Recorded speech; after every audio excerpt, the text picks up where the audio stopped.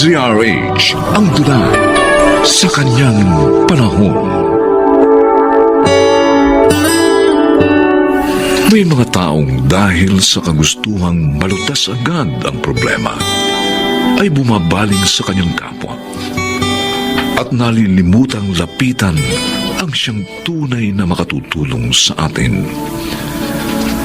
Mga kaibigan, narito po ang naging karanasan ni Antonia sa ating dulang sa kanyang panahon. Yun ang sabi ng doktor, Primo. Kailangan ko maoperahan. Oh, Diyos ko, anong gagawin natin? Saan tayo kukuha ng malaking halagang magagamit mo? Wala pa naman akong trabaho ngayon. At wala rin tayong ipon. Gusto ko pang mabuhay. Antonia, ayoko rin namang mawala ka. Mahal ka namin ng anak mo. Anong gagawin ko? Paano ko magpapa-opera? Alam na ba ito ni Marita? Hindi pa. Mamaya ko palang sasabihin pagdating niya galing sa trabaho. Baka may alam siyang may raman natin ng pera.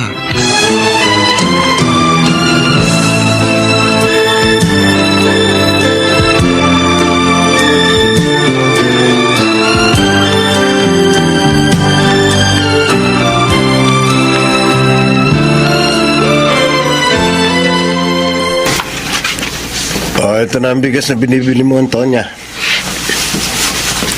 Uy, sabi ko, ito na ang bigas mo. Naku, pasensya na, Agustin. Parang ang lalim ng iniisip mo, ah. Oo nga. May problema kasi ako. Kailangan ko ng malaking halaga.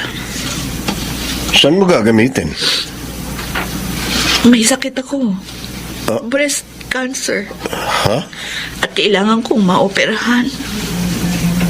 Problema nga yan. Wala pa naman trabaho si primo mo. Di ba nagpapautang ka? Baka naman pwede mo kami pautangin? Talaga nagpapautang ako. Sa may mga pambayad. Patubuan to ng negosyo ko. Sige na, maawa ka naman. Naawa naman talaga ako sa iyo eh. Kaya nga gusto kitang tulungan. Pero dapat, tulungan mo rin ako. May problema ako sa puso. At ikaw lang ang makatutulong sa akin. Ano? Anong ibig mo sabihin? Paano kita tutulungan? Matagal ko nang gusto ang kapatid mong si Marita. Kaya lang, pag nagpaparamdam ako sa kanya, hindi niya ako pinapansin. Gusto ko sana, tulungan mo kami makasal. Ha? Pag nagawa mo yun, tutulungan kita sa lahat ng problema mo.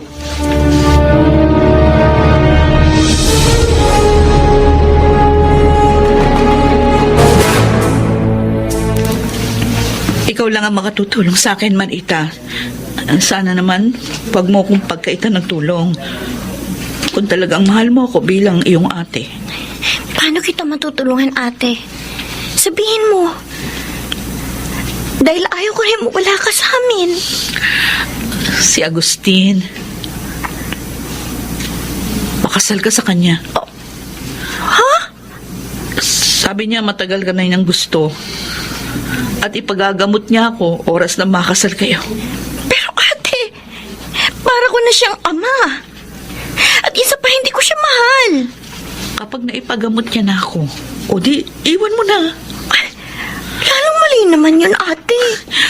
Akala ko ba tutulungan mo ko? Ang salita ka lang pala. Wala kang kwenta. Pababayaan mo lang pala akong mamatay? Talagang tutulungan kita, ate. Pero wag naman sa ganung paraan. Malaking halaga ang kailangan ko. At si Agustin lang ang makapagbibigay nun.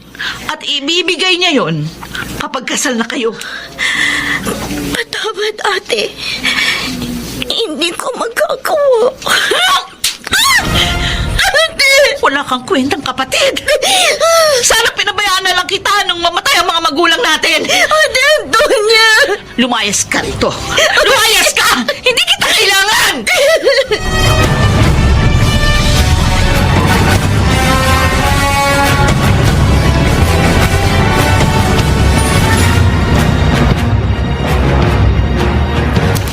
Hindi mo dapat pinalayas ang kapatid mo. Masyado ka naging pabigla-bigla. Wala siyang utang na loob. Mula nung maulila kami, ako nang tumayong nanay at tatay niya. Hindi ko siya pinabayaan. Ngayon nangangailangan ako, hindi niya ako matulungan. Hindi niya ako mapagbigyan sa pakiusap ko. Para naman ito sa buhay ko. Napakabigat naman kasi ng gusto mong mangyari. Wala na ako maisip na paraan, Primo. Para makapagpa-opera agad. Lalo mo lang pinabigat ang problema. Ngayong wala na ditong kapatid mo, sino na ngayon ang susuporta sa pagkain natin?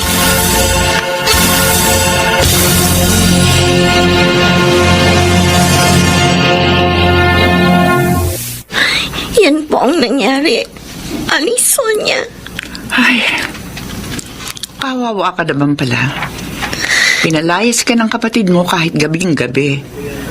Dahil lang sa hindi mo siya sinunod sa gusto niyang mangyari. Mabait naman po ang ate ko, Aling Sonia. Kaya nga po nagulat ako sa gusto niyang gawin ko.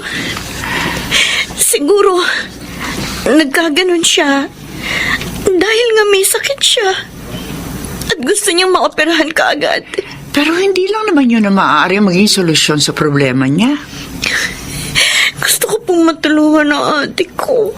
Sa kabila ng ginawa niya sa'yo? Opo. Mahal ko ang kapatid ko. At ayoko siya mawala. Baka po, may alam kayong paraan na maaari kong gawin para matulungan ko ang ate ko. Alam mo naman siguro na nagbabakasyon lang ako dito, di ba? Opo.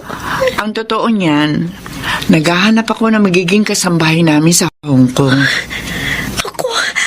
Ako na lang po, Aliso. At marunong po ako ng lahat ng gawaing bahay. Sige. Sige. Ikaw na lang ang isasama ko. Mukha ka namang mabait at masipag eh. At huwag ka mag-alala dahil wala kang gagastusin. Pwede po kayang mapahiram niyo po muna ako ng pera para po maibigay ko sa ate ko. Oo, okay. Kaya lang tanggapin naman kaya niya yun. Baka kasi sa galit niya sa'yo, hindi niya tanggapin. Paano kaya ang dapat kong gawin? Gusto ko talaga matulungan si Ate Antonia. Teka. Sige, ako nang bahala. May naisip na akong paraan.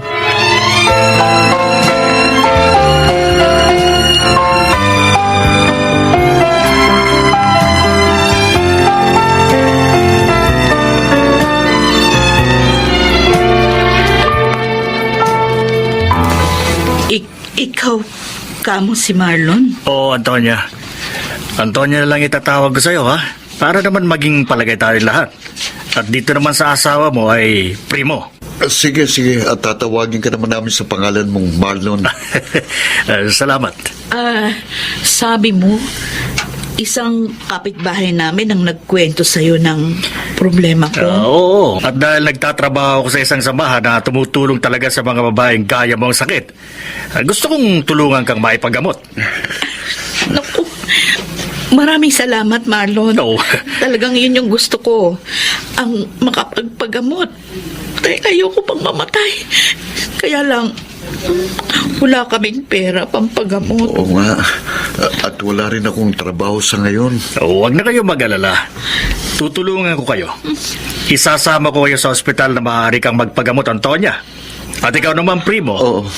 Titingnan ko kung anong mapagkakakitaan ang maaari naming ibigay sa'yo. Kahit pagtitinda ng isda, handa kong gawin. Basta't kumita lang ako sa malinis na paraan.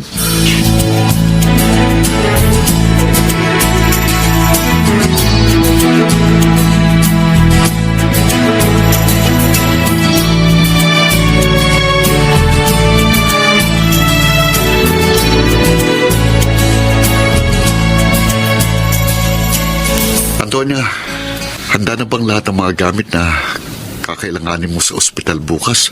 Oo, Primo. Mabuti na lang dumating sa atin si Marlon. Kaya bukas, mauoperahan ka na. Oo nga. At ikaw naman, binigyan niya ng puhunan para makapagtinda ng isda. Magsisipag ako para mapalago kong puhunan ito. para wag naman tayo mapahiya sa kanila. Tama. Pati dun sa kapitbahay natin na nagrekomenda sa kanila. Sino nga kaya yun? Sabi ni Marlon. Tsaka na lang daw niya sasabihin kung sino. Teka, maiba ko. Hindi mo ba planong hanapin si Marita? Masama pa rin ang loob ko sa kanya. Pero may tumulong na naman sa'yo. Kaya kalimutan mo ng sama ng loob mo sa kanya.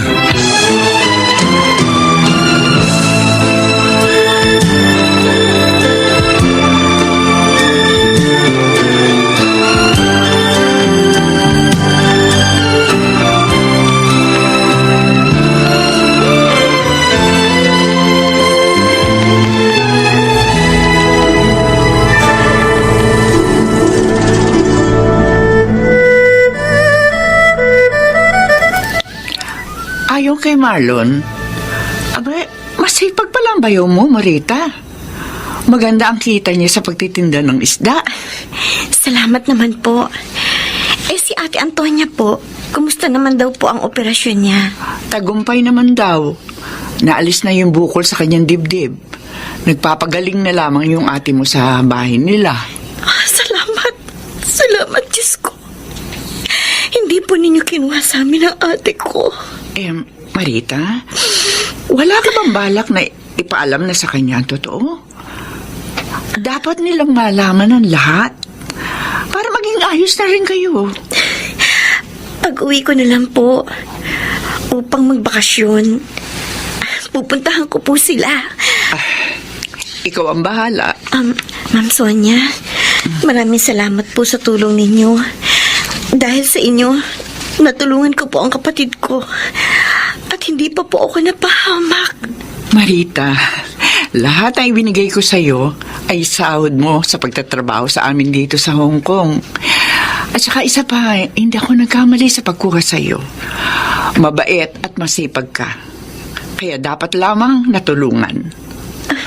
Sana lang malaman na ng kapatid mo ang kabutihan ng iyong kalooban.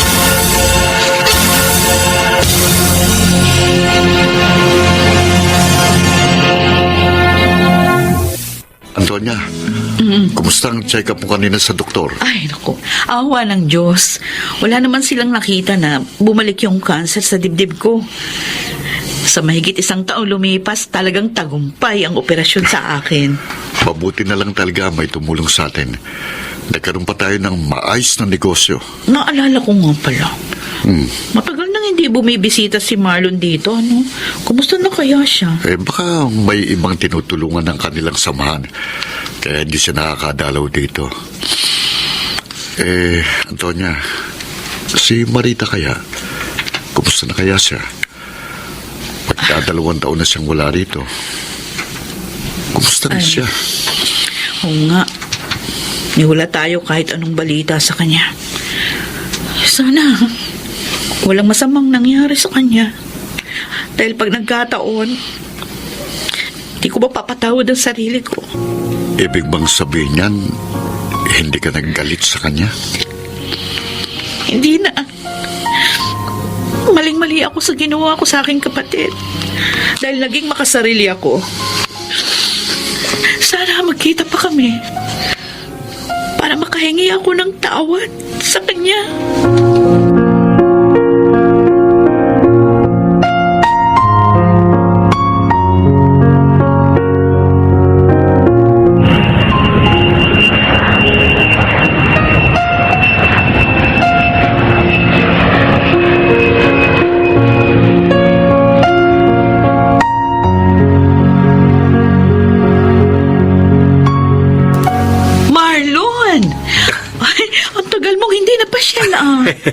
May inasikaso kasi ako, Antonia. Kasama ko pala ngayon ang taong talagang tumulong sa inyo. Ay, talaga? Oo. Nasaan siya? Halika na. Lumapit ka na. Ate Antonia? Marita? Ikaw ang... Oo, siya nga. Inutusan ako ni Ma'am Sonia para magdala sa inyo ng lahat ng tulong na galing kay Marita. Teka, paano nangyari yun? Ate, nung gabing pinalayas mo ko, Nagpunta ako, tumingi ako ng tulong kay Ma'am Sonia. Nagkataon namang nangangailangan sila ng kasambahay sa Hong Kong. Kaya isinama niya ako. Kaya lahat ng ibinibigay ko sa inyo, galing yon sa kanyang sweldo. Talaga? Paano mo nagawa yun, Marita? Mahal kita, ate. Dahil kapatid kita. Kaya naghanap ako ng paraan para matulungan ka. Patawarin mo ko. Nagkamali ako sa ginawa ko sa iyo. Sa kagustuhan kong malutas ang aking problema. Naging makasarili ako. Muntik pa kitang maipahamak. Patawad, kapatid ko. Kalimutan na natin yon, ate. Marita. Masaya ako na nakita mo na ang pagkakamali mo. At hindi ka rin nawala sa amin.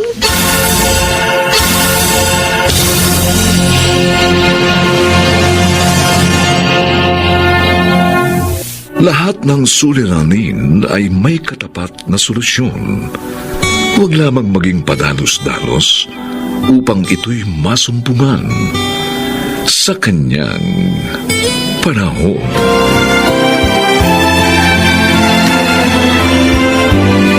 Mga nagsiganap: Rosana Villegas, Phil Cruz, Chiquit del Carmen Amor, Maynard Landicho Jr. at Lionel Benjamin. Special Sound Effects Jerry Mutia. Technical Supervision Eric Lucero at Bong Muyar. Musical Scoring Buboy Salonga. Ang kasaysayan ito ay mula sa panulat ni Thelma Corporal Alcantara at sa pinagsamang direksyon ng inyong lingkod June Martin Legaspi at Bobby Cruz sa kanyang panahon.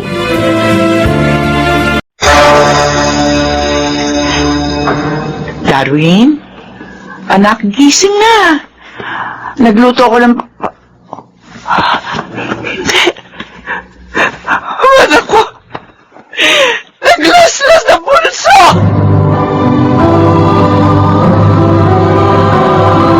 Handog ng DZRH ang tula sa kanyang panahon.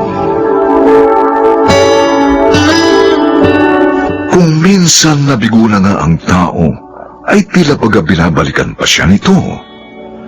Mga kaibigan, narito't ating pakinggan ang naging karanasan ni Catherine sa ating dunang sa kanyang panahon.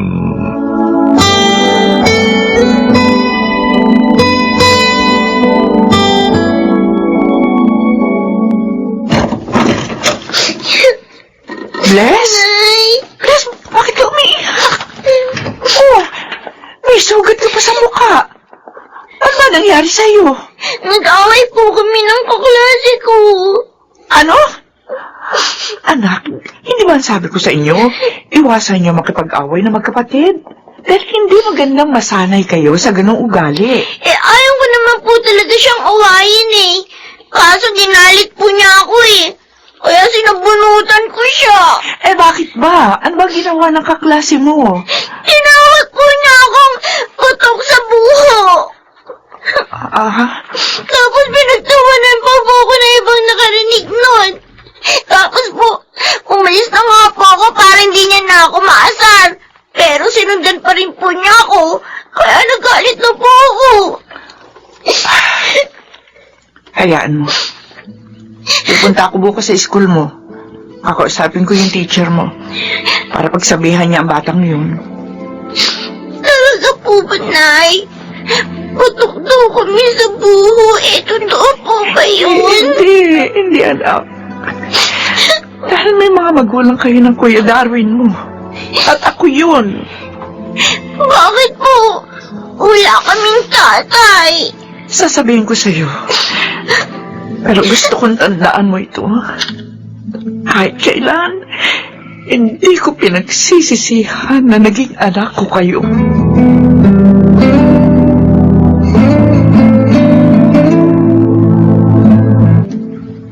Bakit naman hindi maaari, Catherine? Birthday ko naman ngayon. Pasensya na. May overtime kasi kami ng mga tauhan ko, Apollo. Iba na lang isama mo sa dinner. Ganun ba? Ang sipag mo talaga. Apollo, 2 pinag-aaral kong mga anak. Alam mo yun, graduating na sa college ang panganay ko si Darwin. Hinahangaan kita, Catherine. Single mama ko. 2 beses nang nagkamali sa lalaking pinagkatiwalaan.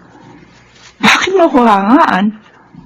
Dahil naging matatag ka sa kabila ng mga kabiguan mo. Itinaguyod mong mag-isa ang iyong mga anak. Gusto kasi ng mga ama ni na Blessy at Darwin. Makipagrelasyon pa rin ako sa kanila, pero ko nga. Pareho silang may pananagutan na sa buhay. Kaya pinasya ko na lang na buhay mag-isa mga anak ko. Kaysa mabuhay sa isang pagkakamali. Malalaki na ang mga anak mo. At darating ang panahon na mag-aasawa sila. Kaya kailangan mo rin ng makakasama sa buhay. Apollo, At gusto ko sanang mag-apply. Baka ako mapili mo.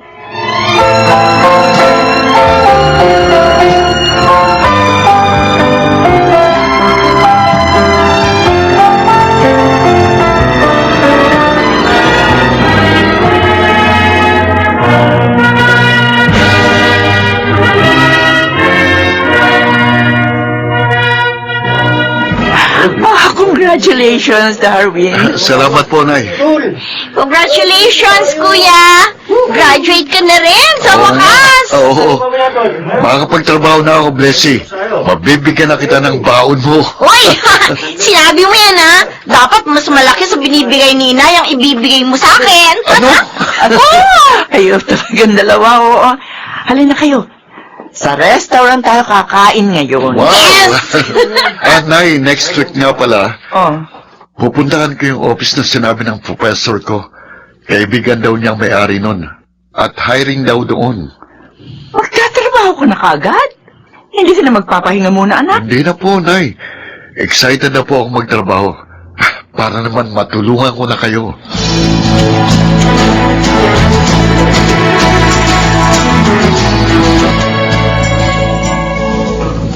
Aba, bakit po ang dami ng hapunan natin, Nay? May bisita tayo, anak. Sino po?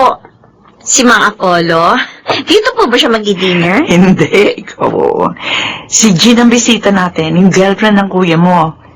Papakilala na raw niya sa atin. Ba, serious niya ata si Kuya sa Jean na yun, ah. Baka mag-asawa na siya, Nay, ah. Paano na yung promise niya na pagtatapusin ako sa college? Oh, wala namang problema doon, Blessy. Narito naman ako. Pag-aaralin pa rin kita, kaya hindi ka dapat mag-alala. Pero 2 years pala siya nakakapagtrabaho. 2 years pala kayo natutulungan. Ayos lang yun. Basta ang importante, hindi niya ako biniko. Nakatapos siya sa kolehiyo. May stable job na. At mapaghahandaan ang bubuuin niyang pamilya. Hindi po kayo nagagalit? Kahit mag-asawa na po si Kuya Darwin? Oo naman. At kahit mag-asawa ka rin pagkatapos mo mag-aral, hindi ako magagalit. Dahil nauunawaan ko kayo. At mahal na mahal ko kayo.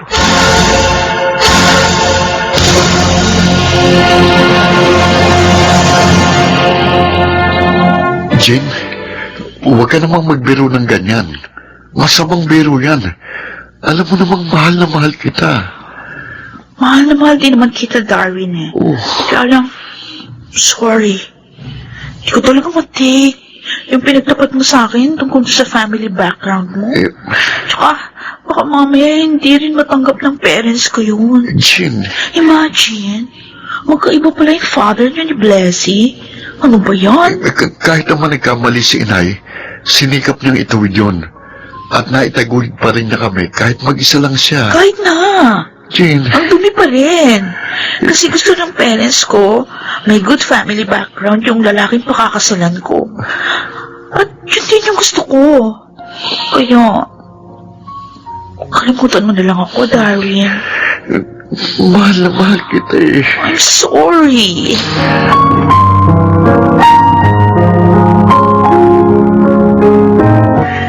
Kaya pala malungkot ka at nagiyang mag-inuman dahil nakipag-break na sa'yo si Jean. Sakit, Pabs.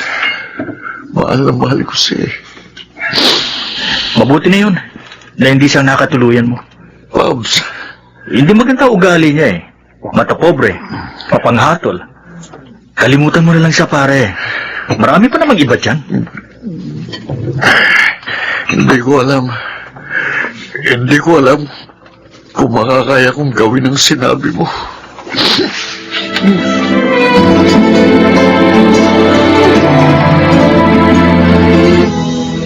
Wow, ang sarap naman po nung hinanda niyong almusal natin, Nay. Niluto ko talaga itong paborito ng kuya mo para matuwa naman siya.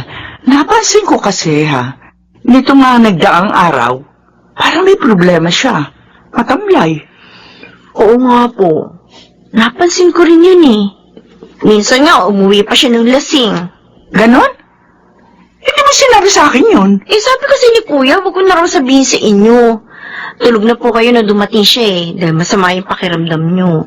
Kailangan malaman natin ang problema ng kuya mo. Teka, tatawagin ko na siya. Pagkatapos natin kumain, kakausapin ko siya. O, dito ko muna ha. Opo, Nay. Ano kayang gumugulo sa isip ng panganay ko? Hindi naman siya umiinom ng alak. Bakit ginawa niya yun? Doon ako sa kanya, gisingin ko na nga siya. Darwin? Anak, gising na. Nagluto ako ng Ah!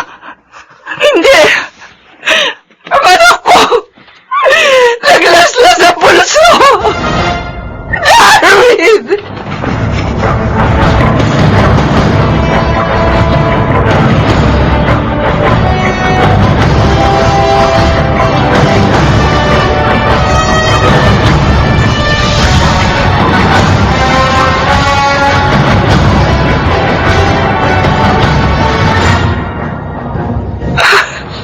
Nang matanggap ko ang tawag mo, nagpunta na agad ako dito sa ospital. Ano ba nangyari? Bakit naglaslas ng pulso ang panganay mo? Ang sabi ng kaibigan niya, nakapag-break daw kay Darwin ang girlfriend niya. Ha? At ako ang dahilan. Ano naman ang kasalanan mo doon? Dahil sa nakaraan ko, kaya iniwan si Darwin ni Jean sa marumi kong nakaraan. Matagal nang tapos yun. Itinuwid mo na nga ang pagkakamali mo. Pero hindi matanggap yun ng nobya ng anak ko, maging ng pamilya niya. At nasasaktan ako, Apollo.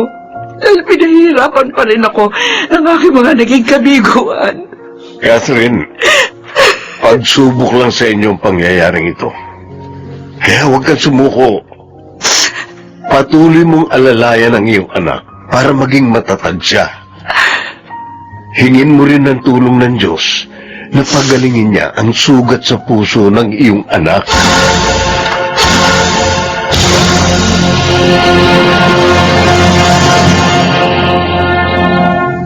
Pabuti naman at malakas ka na, Darwin. Oh, Pabs. Salamat nga pala sa tulong mo ah. Ikaw ang gumawa ng mga trabaho ko sa office. Layon. Kaibigan mo ako eh. Kaya kita tinutulungan. Nahiya ako kay Inay eh. May kagastos siya. At nabigyan ko pa ng problema dahil sa ginawa ko. Kaya huwag mo nang uulitin yun. Kasalanan sa Diyos ang pagpapakamatay. Talagang hindi ko na uulitin. Hindi ko dapat hayaang masirang buhay ko dahil kay Jean. Tama? Pare, may pagtatapat ako sa'yo, ha? Alam mo, pareho lang naman tayo ng buhay. Ano? Ako, anak din ako sa pagdadalaga ng mother ko. At minsan din akong iniwan ng dati kong nobya. Ha? Pero naging matatag ako. Hanggang sa matagpuan ko ang isang ulirang babae na pinakasalan ko. Pabs? Kaya ikaw, ipaglaban mo ang karapatan mong maging maligaya. Magpasalamat ka dahil hindi kayo pinabayaan o kaya ipinamigay ng iyong ina.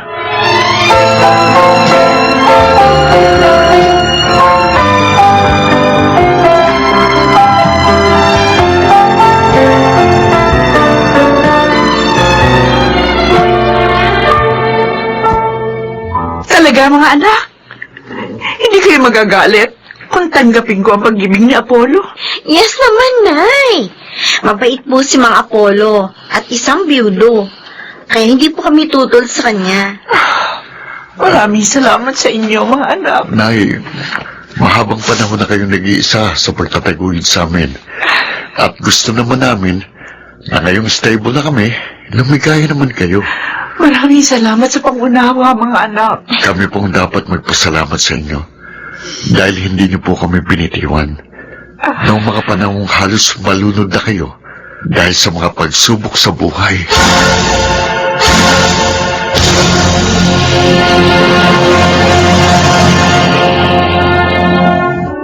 Ang bawat kabiguan ay may hatid na katatagan. Ang bawat kalungkutan ay may katapat na kaligayahan sa kanyang panahon.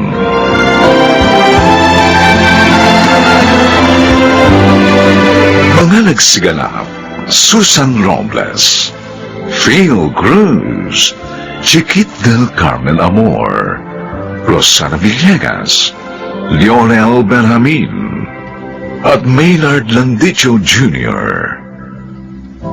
Nilapatan ang tunog ni Jerry Butia.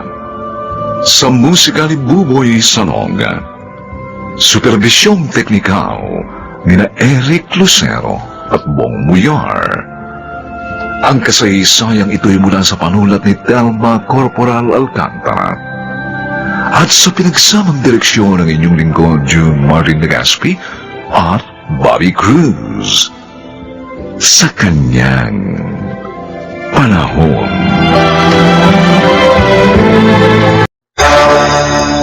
Uy! May dumating na superhero! Si Super Ingo! Ang bayaning siraulo! Ikaw ang siraulo!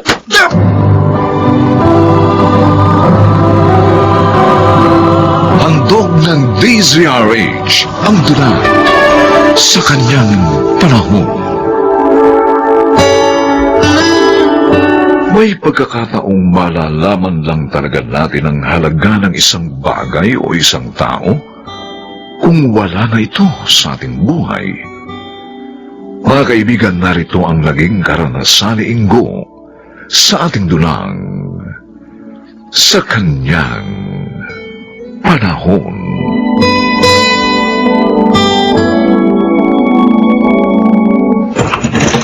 Magandang gabi sa'yo, Loida. Na-istorbo ba kita? Oo naman. Sarap ng pagkakahiga ko eh. Malapit na nga ako makatulog. Ganun ba? Sige, alis na ako. Kunin mo na lang ito. Oh, ano naman ang laman nito? Kalderetang baka. Hindi ba yan ang paborito mo? Busog pa ako. E di, lagay mo na lang sa ref. Bukas mo na kainin. Masarap yan. Talaga lang ha. Sandali nga. Bubuksan ko to. Uy, ang bango ah. Mukhang masarap nga ah. Magugustuhan ito ni Morant. Sinong Morant? NBA player yon, di ba? Oo. Idol ko yun eh. Kaya yun din nga ipinangalan ko sa aso ko eh. Pambihira ka naman. Nagpakahirap ako sa pagluluto niyan at ginawa kong espesyal tapos ipakakain mo lang sa aso. Pasalamat ka pa nga dahil sa aso ko ipakakain eh. Kesa naman ilagay ko yan sa kaning baboy. Pero kung nangihinayang ka, di ikaw na lang ako kumain yan. Sige na. Ipakain mo na yan sa aso mo.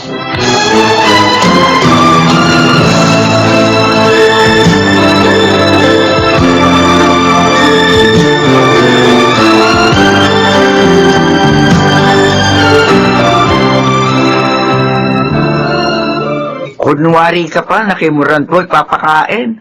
Pagkatapos, ikaw rin pala lalantak. Ang sarap kaya nito. At saka isa pa, sinabi ko lang naman yung kay Ingo. Para naman mawala siya ng gana sa panliligaw sa akin. Napakabait at napakatyaga niya si Inglo. Ano po ba naman ang ayaw mo sa kanya? Ano naman ang magagawa ko, Nay?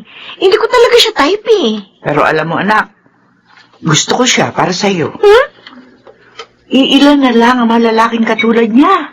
Kayo naman pala may gusto sa kanya eh. Di sasabihin ko sa kanyang kayo na lang ang ligawan niya. Total, byuda naman kayo. Malay nyo, magustuhan din kayo ni Ingo. Ano ba ang kalokohan yung pinagsasabi mo dyan? Hoy, si Inay! May gusto kay Ingo! Sira ulo! Gaga! Saan ka ba pupunta? Sasamahan kita. Kung sabihin ko kayang sa impyerno ako pupunta, ha? Sasamahan mo pa rin ba ako? Kahit pa siguro sa impyerno ka magpunta, ipaparamdam ko sa yung nasa langit ka pa rin. Dahil akong yung magiging guardian angel. Anong guardian angel ka dyan? Mukha kang ng demonyo. Buntot at sungay na lang ang kulang sa'yo, no? Grabe ka talagang manlait. Ay, naku, hindi kita nilalait. Sinasabi ko yung totoo. Hindi kita type eh. Kaya pwede ba? Tangkalan mo ako!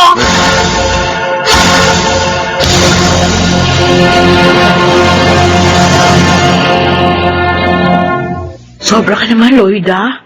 Bakit tinapon mo sa basurahan yung bulaklak na binigay sa'yo ni Ingo? Umpisa ngayon, lahat ng ibibigay niya sa akin, itatapon ko talaga sa basurahan. Ay, grabe ka talaga. Ang lupit mo. Nakakabwisit na kasi. Ilang beses ko na nga siya binasted, pero ayaw pa rin akong tantanan. Oo, Lloyda, yan na siya. Lloyda, bakit mo naman itinapon sa basurahan yung ibinigay ko sa yung bulaklak? Ang ganda-ganda pa naman, tapos ibabasura mo lang. Ganun ba? O, huwag ka mag-alala. Babawi na lang ako. Ha? Reregaluhan din kita ng bulaklak. Hindi lang basta bulaklak. Espesyal pa yun. Ano namang klaseng bulaklak yun? Di yung bulaklak na may special design. Tapos may nakasulat pa. O hindi na lang I love you o nakasulat doon, kundi condolence. Bulaklak naman yun ang patay. Gusto mo na ba akong matodas? Kung po pwede nga lang na ipanalangin, sana mawala ka na sa landas ko eh. Toxic ka na kasi, Ingo! Naaalibad-bara na ako talaga sa'yo! Okay, sige. Suko na ako. Kung ang paglayo kong makakapagpasaya sa'yo, edi, hindi na kita muling gagambalain pa.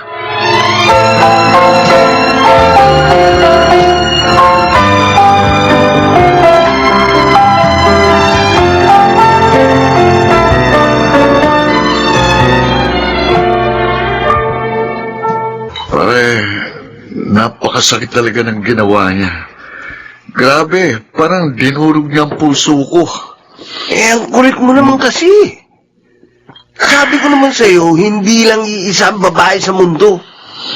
Huwag mo na ipagsiksikan ang sarili mo kay Lloyd. Anong magagawa ko? Siya talagang mahal ko eh.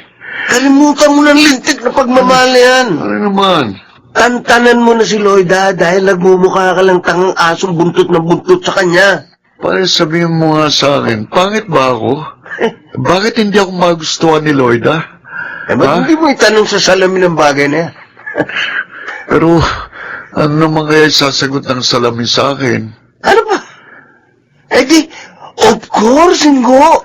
Pangit ka talaga. Ha?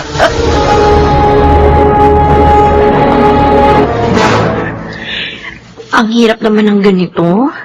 Nakakapanibago. Wala tayong mautusan. Nag-resign na kasi si Ingo bilang messenger natin eh. Kasi masyado siya nasaktan sa mga ginagawa mo. Ano naman ang magagawa ko? Nakakairita naman talaga yung kakulitan niya eh. Alam mo, Lloyda, baka mamaya dumating yung panahon. Hahanapin mo rin siya. At magsisisi ka sa pag-reject mo sa kanya. Oo, aminin ko nga. Namimiss ko siya. Uy, naninibago kasi ako eh. Parang bang hindi kumpleto ang buhay ko kapag walang nambubwisit sa akin. Talaga lang, ha? Namimiss niya si Inga. Ay! Ano ganyan? Wala yun. Naninibago lang talaga ako, no? Naku, ha? Don't worry, Lloyda. Huwag mo nang hanapin si Ingo. Dahil narito naman ako eh. Susme, may bagong toxic sa buhay ko. Hindi naman ako kasing kulit ni Ingo. Kaya hindi ka mababadtrip sa akin, my darling. Uy, my darling daw, Lloyda, oh. Ang haba talaga ng hair mo. Naku, ewan ko sa'yo, Egay. Darlingin mo yung mukha mo. Wala ka rin maaasahan sa akin, no? Dahil mas pangit ka pa nga kay Ingo. Grabe ka talaga. Sige lang, Lloyda.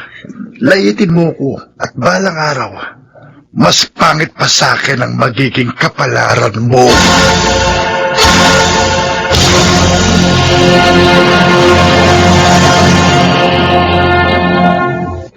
Mukhang malalim ang iniisip mo, anak, ha?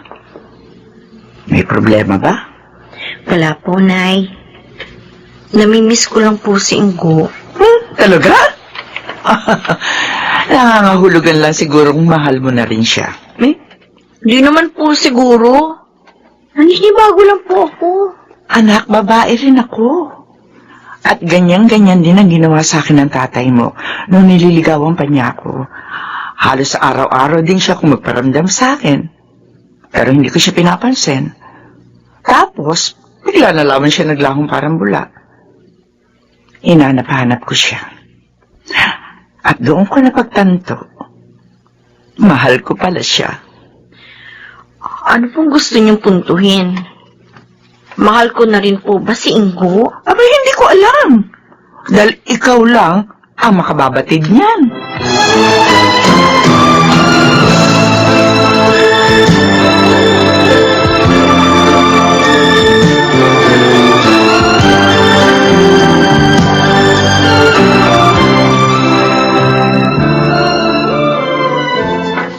Rina, kayatid na kita. Di na bale, Egay. Makakauwi naman ako mag-isa eh. Sige na. Parihatid ka lang naman eh. Hindi ka ba marunong umintindi? Ang sabi ko, gusto ko umuwi mag-isa. Kaya ko naman eh. Ayaw ko kasi may kasama asungot.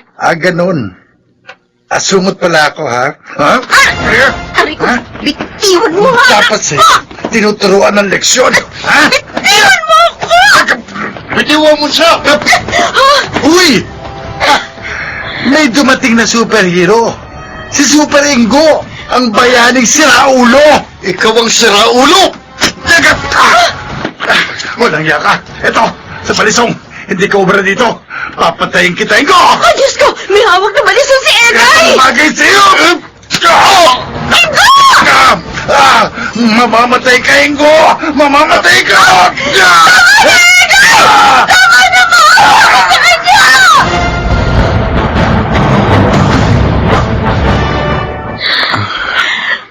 Ang buong akala ko talaga, tuluyan ka na mapapahamak. Bakit naman kasi pinatulan mo pa si Egay? Lloyda, mahal kita. Kahit buhay ko, itataya ko para sa'yo. Sorry, Ingo. Patawarin mo ako. Nalagay sa peligro ang buhay mo lang dahil sa akin. Huwag kang humingi ng tawad dahil wala kang kasalanan. Ginawa ko lang kung anong nararapat. Hindi maganda ang naging pagtrato ko sa'yo. Kaya may kasalanan pa rin ako. At sa kabila, nagawa mo pang itaya ang buhay mo dahil sa akin. Dahil mahal kita, Lloyda. Mahal na mahal kita. Ingo, magpagaling ka ha. Dahil umpisa ngayon, mamahalin na rin kita. Promise. Talaga? Oo. Maraming salamat, Lloyda. At patutunayan ko sa iyo nga, hindi ka magsisisi sa iyong desisyon.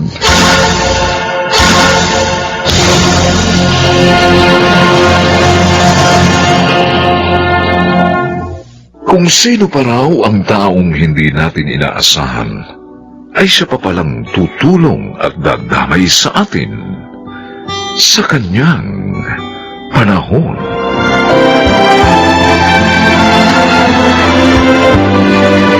Mga nagsiganap, Chiquit del Carmen Amor, Phil Cruz, Rosana Villegas, Susan Robles, Lionel Benamin, at Maynard Landicho Jr.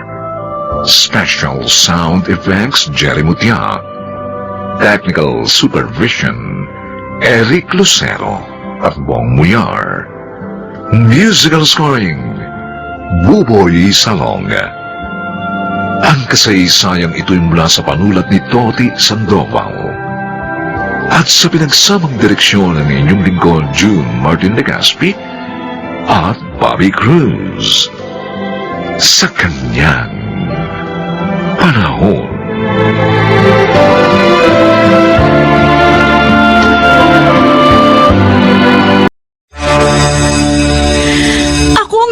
magtanong sa'yo, Glenn. Bakit mo sinabi kay Elmer yun? Anong... Sinabi sa akin ni Elmer ang lahat bago siya umalis kanina. Bakit mo ko pinamimigay, Glenn? Hindi naman ako gamit o pagkain na maaari mong ipamigay. Hindi mo na ba ako mahal? Wala bang halaga sa'yo ang ating sumpahan sa harap ng Panginoong Diyos?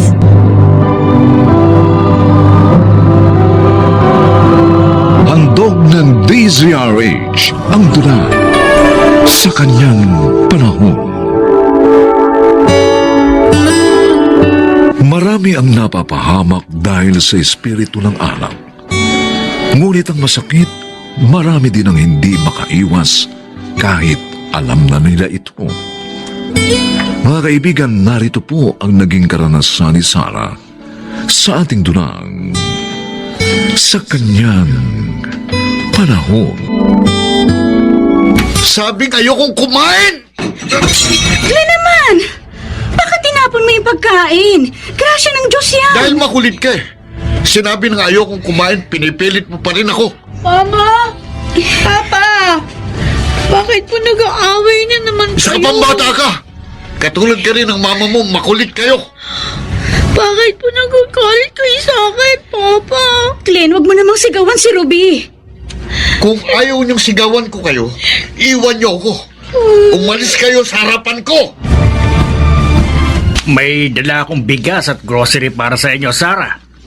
Naganin na kasi kami ng palay, kaya may bigas na akong dala. Salamat po, Tatay Proy. Malaking tulong po yan sa amin. Oo, wala ka naman yun. Si Glenn, kumusta na pala siya? Habang tumatagal, lalo pong nagiging mainitin ang ulo niya. Lalo siyang nagiging aburido. Lagi nga po siyang nakasigaw sa amin ni Ruby, Itay. Oh, dahil yun sa hindi pa rin niya matanggap ang kanyang kapansanan, Sarah.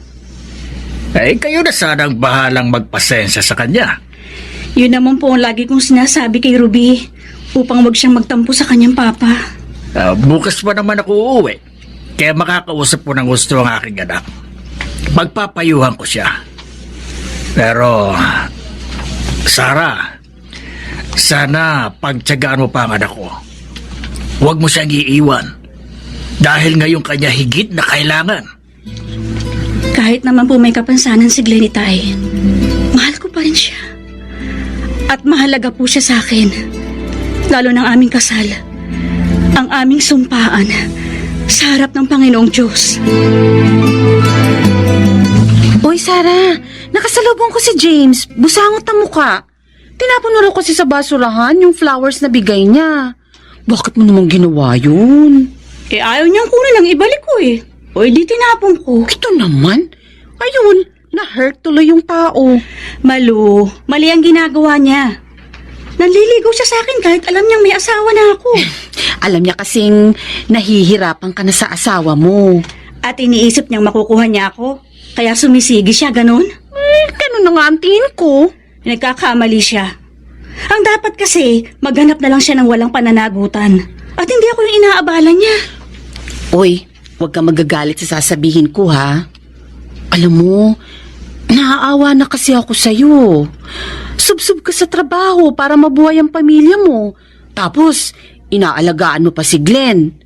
Hindi kaya dapat sarili mo namang kaligayahan ang isipin mo. Sinasabi mo ba sa akin na pagtaksilan kong asawa ko? Kaibigan pa naman kita, Malu. Hindi ko akalaing papayuhan mo ako ng ganyan. Kuhan, hindi Malu, naman sa ganun. Sila ng aming anak ang kaligayahan ko. At naniniwala ako, magiging maayos muli ang sambahayan namin. Sa tulong ng Diyos.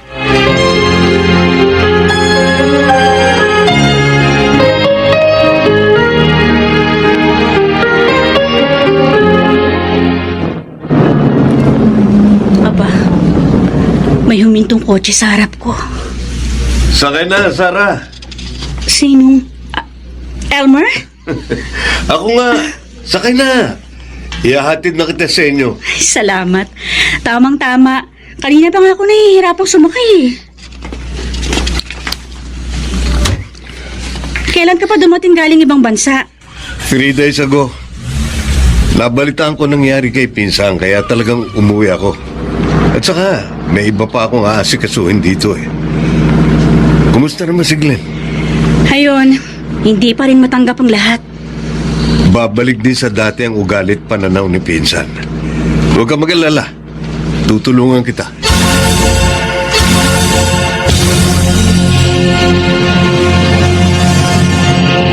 Dalaw mo, Elmer. Ang dami mo pang dalang pasalubong. Ayos lang yan, Pinsan. Para sa inyo talaga yan. At sa pamangking ko. Talagang asensado ka na. Siguro kung ikaw ang pinili ni Sarah, hindi siya naghihirap ngayon. Hindi kami para sa isa't isa. At tanggap mo na yun. O ano nga pala sabi ng doktor sa kalagayan mo? Ang sabi, kung malalagyan ako ng artificial leg, maaari ako makalakad uli kahit papano. Yun nga lang, hindi na katulad ng dati. Ang mahalaga, makakalakad ka pa rin. Elmer, pinsan, wala kaming perang magugugol para doon. Si Sarah nga lang ang nagtatrabaho para sa amin ngayon. Huwag kang mag-alala. Tutulungan kita para muling makalakad. Ang gusto ko sana, tulungan mo ako na matapos ng hirap sa akin ni Sarah. Anong ibig mong sabihin? Dati ka rin nanligaw sa kanya at alam ko, kaya ka nagbalik dahil mahal mo pa rin siya. Ano? Elmer, kunin mo na siya sa akin.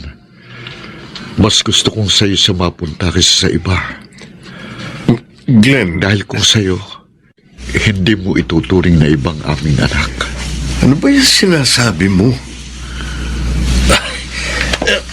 Mabuti pa, sa ibang araw na lang tayo mag-usap. Babalik na lang ako uli.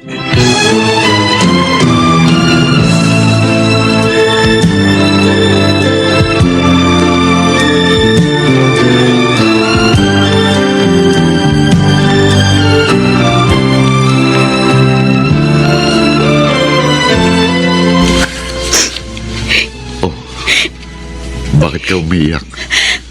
Ako ang dapat magtanong sa'yo, Glenn. Bakit mo sinabi kay Elmer yun? Anong... Sinabi sa akin ni Elmer ang lahat bago siya umalis kanina.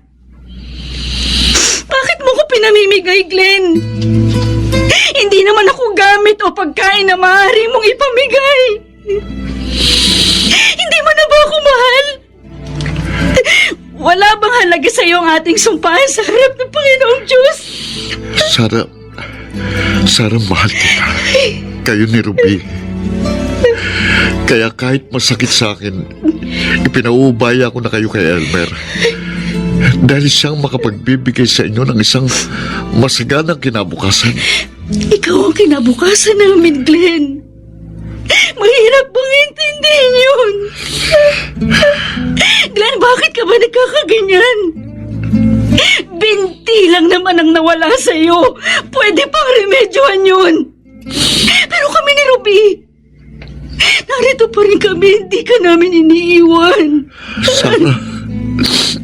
Ipaglaban mo naman kami. Dito sa pagsubok na hinaharap natin. Hindi ko po talaga akalain.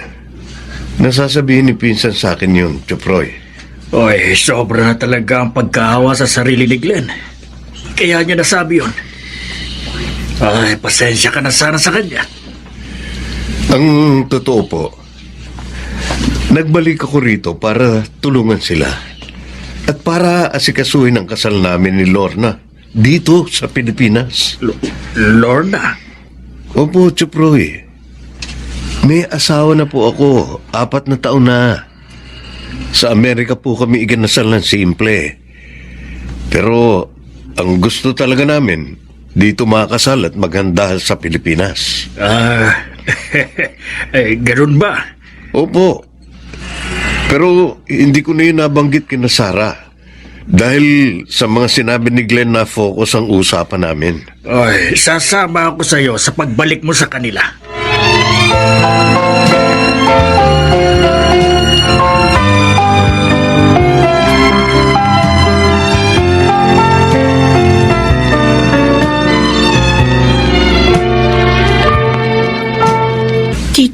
Elmer? Bumalik kayo? Ay, sinabahan ko ang tito mo, Apo. Sana hindi nyo na lang siya sinamahan. Ruby, Kasi, kukunin niyo po kami kay Papa. Ayoko po doon. Ay, sino na ba na nagsabi sa'yo niyan?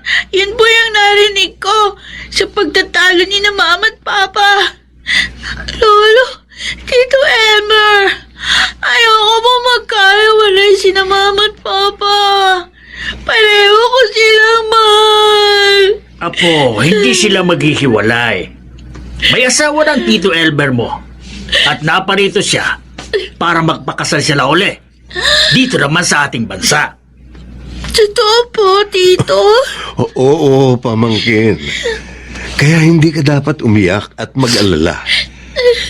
At ang isa pa sa dahilan ng pag-uwi ko ay para tulungan kayo sa inyong problema.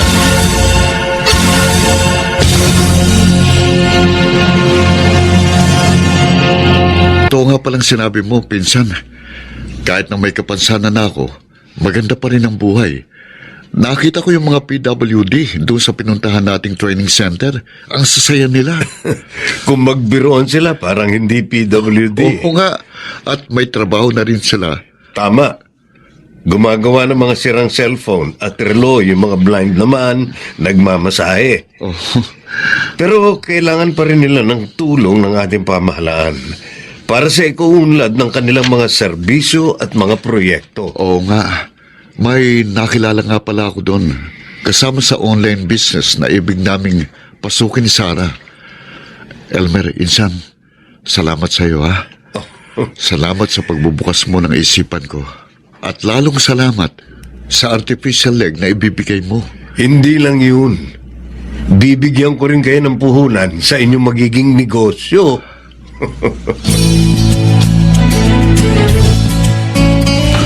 Sarah, mahal. Oh, heto na ang listahan ng mga order sa atin. Ang dami ah!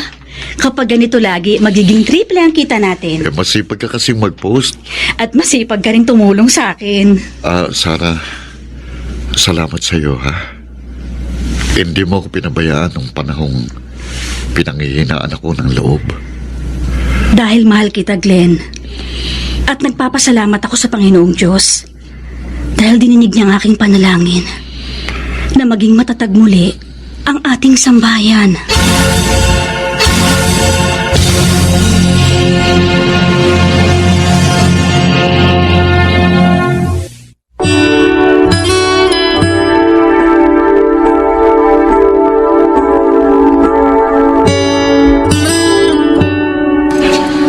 Subukin man ng kapalaran ang matatag na sambahayan.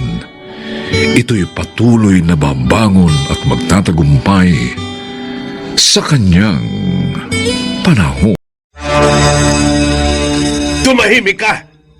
Mabigat na bintang yan. Hindi ka nakatitiyak. Pero Tinoy, Ito ang tandaan mo, Doray. Kapag yan ikinalat mo at napahama ka, pababayaan na kita. Iiwan ka na namin ng anak natin!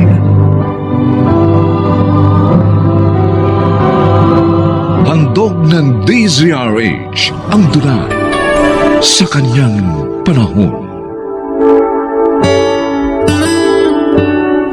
May kasabihan na ang oras ay ginto, kaya hindi ito dapat aksayahin, lalo na sa mga bagay na walang kabuluhan. Mga kaibigan, narito po ang naging karanasan ni Doray sa ating dulang sa kanyang panahon.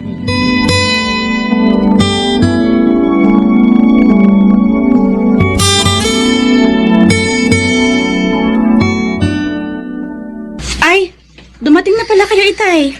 Oo, Ami. At hulaan ko. Wala na naman ang nanay mo, kaya ikaw ang kumuha ng mga tuyong damit natin sa sampayan. Opo, Itay. Kanina pa ako rito pero wala pa rin si Inay eh. Nakapagluto na rin po ako ng hapunan natin. Nanay mo talaga, oh. Hindi na nagbago. Napakaraming ulit ko na siya pinagsabihan na iwasan ang pakikialam sa buhay na may buhay. Eh, ganun pa rin siya hanggang ngayon. Para nga pong walang pagkadala si Inay. Kahit na madalas siyang mapaaway, hindi pa rin nagbabago. Ay, nako! Narito na pala kay Tinoy. Ami, Kanina pa po, Inay. pasensya na kayo, ha? Si Marimpekta kasi. Nako, ang daming kwento. Hindi agad ako nakaalis. Ikaw talaga, Doray. 2021 na. Hindi ka pa rin nagbabago. Mahilig ka pa rin magchismis ng buhay na may buhay. Oh, ito naman si Tinoy, oh. Ay, mabuti pa. Magluluto ako ng hapunan natin. Huwag na. Dahil nakaluto na ang anak natin. Kasi nga, wala ka.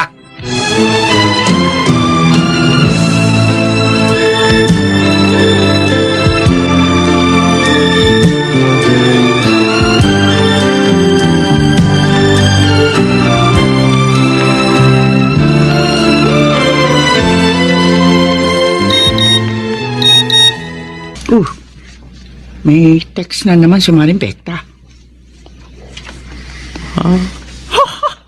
Pambihira. Yung palang trabaho ng kapitbahay nila. Ay, tapos kung umarte, akala mo sobrang hinihin. Yung pala yung nagbebenta ng aliw. Pre, kakahiya, oh. May text ulit si Kumare. Ay, teka, ano ba yung naamoy kung amoy nasusunog na sila? Ay! Yung sinain ko! Ha? Sa kaya yun? Ay! Sunog na! Patay ako dito sa asawa ko. Diyak nakatakot-takot na sermon na naman ang aabutin ko. O, Rigor, ito na yung hinihingi mo sinangag at tuyo. Salamat. Lota, napapansin ko na mag-ilo sa'yo mga kapitbahay natin, ha? Mababait naman sila. Kaya marami sa kanila kaibigan ko. Pero isa sa kanila, hindi ko gusto. Di mo gusto? Sino? Si Aling Doray. O bakit naman? Mukha naman siyang mabait. Chismosa kasi siya. At madalas masangkot sa gulo. Yun ang sabi ng ibang kapitbahay natin. Kahit daw nung wala pa tayo rito. Ganun ba? Oo. Kaya huwag kang masyadong makikipaglapit sa kanya. Aba, mahirap na. Baka masangkot ka pa sa gulong pinapasok niya.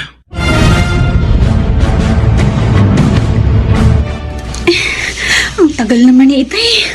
Baka kung ano na nangyayari kay Inay. Ami, narito na ako. Itay, salamat naman dumating na kayo. Oh. Kanina ko pa kayo hinihintay. Ayaw kasi akong paalisin ng boss ko hanggang hindi tapos yung pinagagawa niya sa akin. Nakiusap, kaya hindi ko na tinanggihan. Bakit ba? Nag-text ka na minamadali mo akong umuwi. Bakit? Si Inay po kasi. Nasa barangay sila ni Aling Pekta. Hala? Si Pekta na naman pala ang kasama. Opo. Pinabarangay sila nung babaeng ginawa nila ng kwento. Ay, sus. Kanina nga po gusto nang sabunutan si Inay nung babae nang magpunta rito. Si Doray talaga, oo. Walang kadala-dala. Tay, puntahan niyo na pong Inay sa barangay. Baka kung ano na nangyayari sa kanya doon. Naku, kundi ko lang mahal ang nanay mo, anak. Matagal ko na siyang hiniwalayan.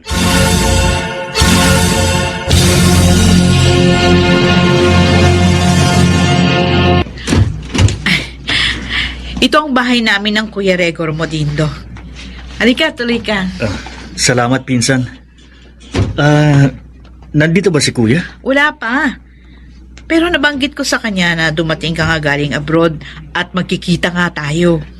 Tawagan natin si ate para malaman niya nandito ako. Mukhang na-miss mo ng gustong best friend mo, ha, pinsan? Sinabi mo pa.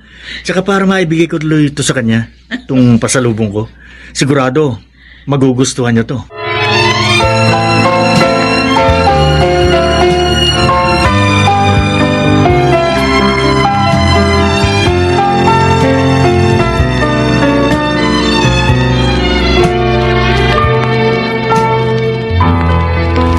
Anak ng shop-top, hindi ako makapaniwala sa nakita ko. Si Lota, akbay ng isang gwapong lalaki. At masaya silang nag-uusap. Tapos, pumasok pa sila sa bahay nila ni Rigor. Paano yun? Di silang dalawa lang doon. Dahil wala doon si Rigor. Ay, nako. Anak ng Nay! katulong. Nasaan na po ba yung bill natin sa Ang tubig at birang ilaw? babae. Dahil nakita ko kanina umaga sa rigor na papasok sa opisina. Bakit nga ganun? Anong ibig sabihin ng mga nakita ko? Pinagtatak sila ni Lota si Rigor. Hoy, akala ko pa naman ulirang asawa siya. Pambirang babae, Nay! oo. Nasaan po yung bill natin sa ilaw at tubig? Ay, nahulog na kabayo! Ay, ano ka ba? Ba't ka ba nagugulat dyan? Hindi ko po kayo ginugulat. Kinakausap ko kayo pero hindi niyo ako marinig. Ganon? Pasensya ka na. May iniisip lang kasi ako. Ano po ba yun? Doray, kanina ko pa napapansin, parang may malalim kang iniisip. May problema ka ba? Wala, Tinoy. Bakit ka nagkakaganyan? Ano gumugulo sa isip mo? Kasi, hindi ako makapaniwala sa nalaman ko. Anong nalaman? Tinoy, Oh, si Lota, nagtataksil kay Rigor. ano? Ay, Doray, chismis na naman yan eh. Itikong mo yung bibig mo, ha? Dahil kung noon hindi ka napahamak, baka sa pagkakataong to mapahamak ka na. At madamay pa kami. Baka mapatay pa tayo ni Rigor. Balita pa naman dito ang pagkaastig ng taong yun. Pero Tinoy, kitang-kita ko. Akbay si Lota na isang gwapong lalaki. Hay, at ang sweet nila, ha? Pumasok sila sa bahay nila. Wala naman daw si Rigor. Ano iisipin ko? Di nagtataksil siya. Tumahimik ka, Mabigat na bintang yan. Hindi ka nakatitiyak. Pero Tinoy, Ito ang tandaan mo, Doray, ha? Kapag ikinalat mo't napahamak ka, pababayaan na kita. Iiwan ka na namin ng anak natin. Tinoy naman! Sobra na ang pagpapasensya ko sa'yo. Ngayon, kung hindi ka makikinig sa akin, talagang mawawalan ka na ng pamilya.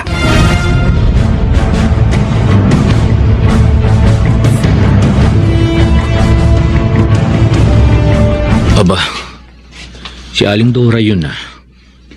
At mukhang ako ang hinihintay. Bakit kaya? Ay, naku, huwag siyang magkakamaling kwentuhan ako ng chismis. Dahil talagang babarahin ko siya. Ay, Rigor! Magandang gabi. Magandang gabi rin po, Aling Doray. Ano po bang sa atin? Ay, Juan. May gusto lang sana ako ikwento sa'yo. Aling Doray, kung yan po ay kwentong kutsero, wala po akong panahon. Mas marami pang makabuluhang bagay ang dapat kong paggamitan ng oras ko. Diyan na kayo. Ano to, suplado?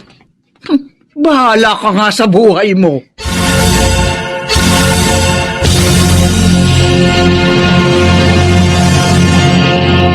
Gusto ng Kuya Rigor mo, magstay ka rito ng ilang araw, Dindo. Para naman daw magkasama kayong muli, tulad nung araw. Siya nga naman, Dindo. Baka nakakahiya naman sa inyo. Makakaabala pa ako. Ano ba yung sinasabi mo? Bago ko pa napangasawa itong pinsan mo, mag-best friend na tayo. Kaya wala kang dapat ikahiya. Salamat, Kuya Best Friend. Hindi ka pa rin talaga nagbabago. Sige. Dito na muna ako. Miss ko na nga rin ang mga luto ni Ate Lota. Ayos. Doray, hindi ka na yata nagpupunta kina Pekta.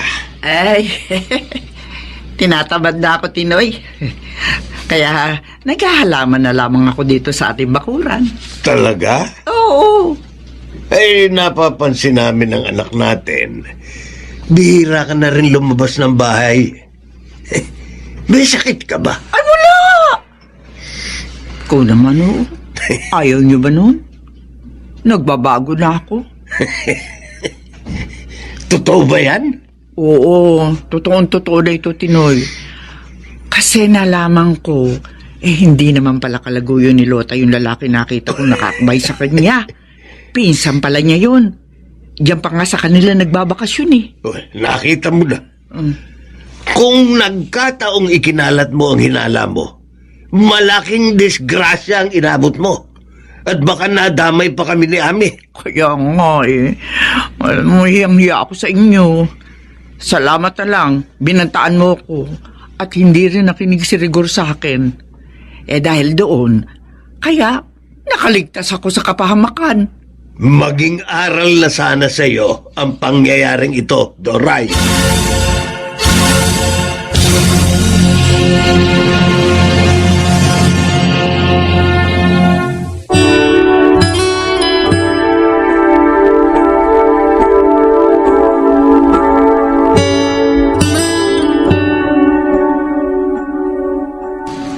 Ang bibig at dila ay dapat na gamitin sa pagsasaysay ng mabubuting bagay at hindi sa paninira ng buhay ng may buhay. Lalong mainam kung ito'y gagamitin sa pagpupuri sa Diyos upang pagpapala niya ay kamtan sa Kanyang